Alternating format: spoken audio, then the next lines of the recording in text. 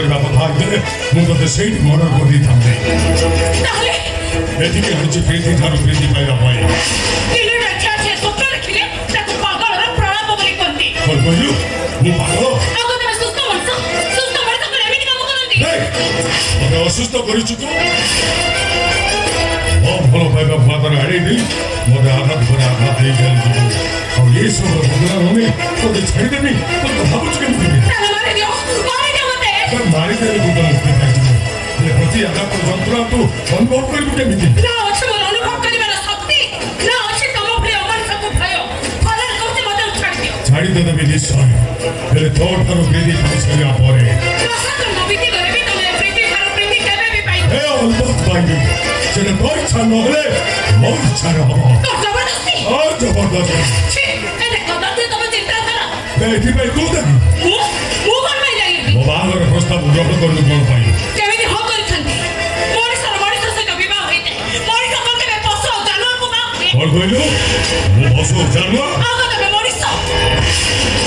ମଦ ଧାର ଖାଦ୍ୟ ମରଣ ଚକ୍ର କର୍ମ ତାକୁ ମଣିଷ ପଚାର।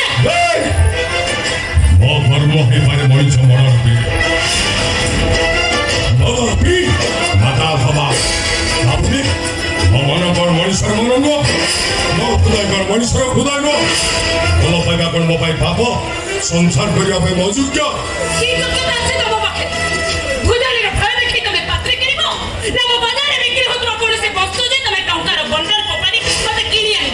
କିନ୍ତୁ ମୋ କଥା ରାଜି ନହେଲେ ଜୀବନର ସ୍ୱାଦ ତତେ ଚଖେଇବାକୁ ଦେବିନି।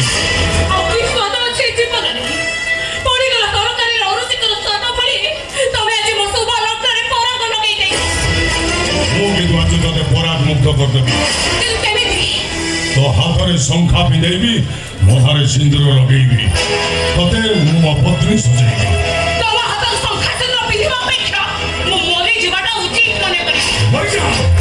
ମରିଯାବେ ମରିଗଲେ ମୋ ପାଇଁ କିଛି ଫରକ ପଡ଼ିବନି।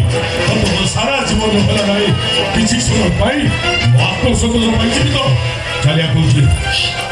ଭଲରେ କହୁଛି ମୋ ପାଖକୁ ଆସିବୁନି। ତୋ ପାଖକୁ ଅଳ୍ପ ଯିବି ଆଉ ତୋ ଦେହ ସହିତ ନିଶ୍ଚୟ ସମ୍ପର୍କ ରଖିବି।